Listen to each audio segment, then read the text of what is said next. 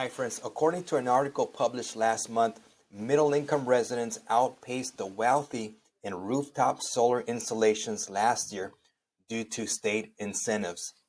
Today, more than 1.5 million homes, small businesses, and other structures have solar panels installed on their rooftops.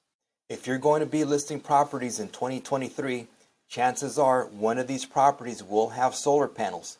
One of the new forms CAR has created and released this week is the 2-page Solar Advisory and Questionnaire.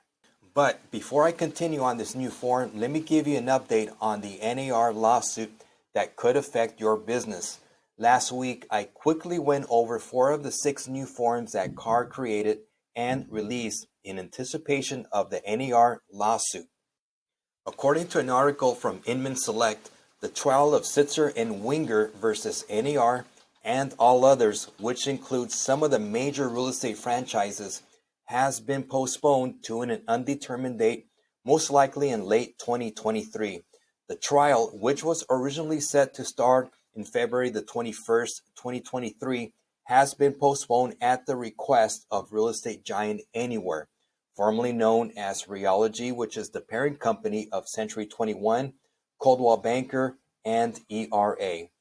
The request was granted due to an ongoing appeal from one of the other defendants, Home Services of America. So we'll need to hold our breath until then.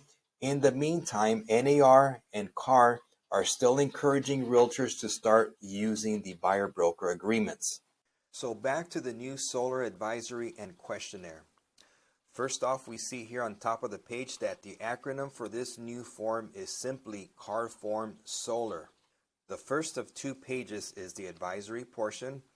It starts off with an explanation of the possible ways that solar panel systems work. Now, I personally find this helpful since it does start to give some clarity as to how they may be owned, how they may be set up with the power companies, and talks about the power purchase agreements. My experience in one of the last transactions we had that involved solar, it seemed that the seller themselves were confused as to whether the system was paid off or not and what other obligations they had that actually caused some delay in escrow. So I think this advisory and questionnaire might be useful. And keep in mind that the solar documents do fall under the 17-day contingency for review of leased or lien documents in page 2 of the RPA. So getting solar documents and agreements over to the buyer in a timely manner is really important. There are steps involved during the escrow period to transfer a solar system. Lenders also need to include in the qualification process any monthly amount the buyer is to pay.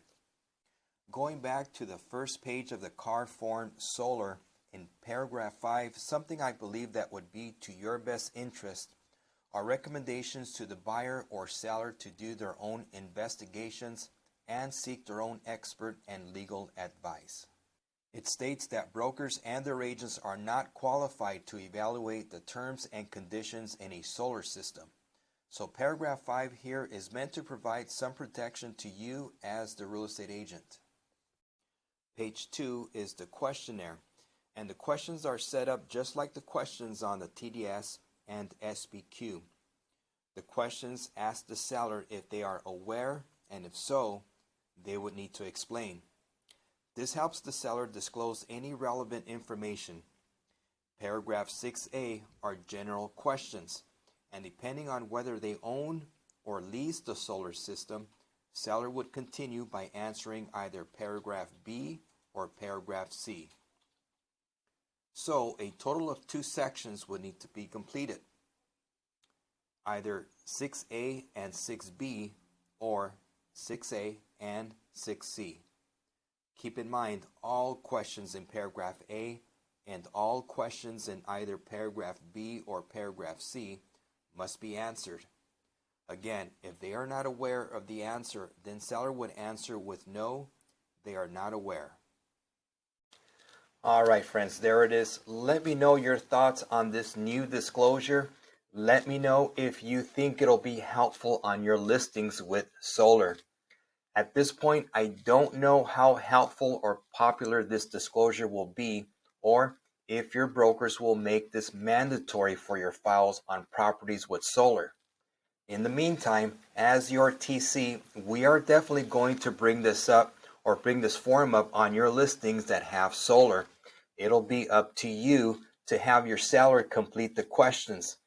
At this point, I don't know if and when the Glide app will have a workflow set up, to help guide the sellers complete the solar form, just like we do with the TDS and the SPQ.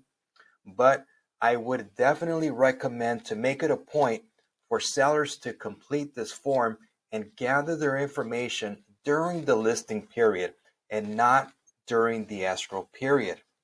Working on this solar form during the listing period will not only give your sellers time to gather their information, but will help avoid delays during the escrow period. If we're on the buying side of a property with solar for now, we're not going to ask for this disclosure from the seller unless your broker requires this form or unless you would like the seller to provide this for your buyer. If we see this form becomes useful and pretty popular, then we'll make sure to request the solar form on the buying side, regardless whether your broker requires it or not. Now, if you found this information helpful, can you please share this video with your colleagues? I will continue to send you these short videos on a weekly basis. These videos are meant to sharpen your transaction management skills and to help us work better together. I'm going to try to keep these videos as short as possible, so I hope you make these videos as part of a significant weekly routine to help you improve your business. All right, on behalf of myself, Liz Ware, and Hilda Nunez, we want to wish you and your family a Merry Christmas, and don't forget the reason for the season. I'll see you next week.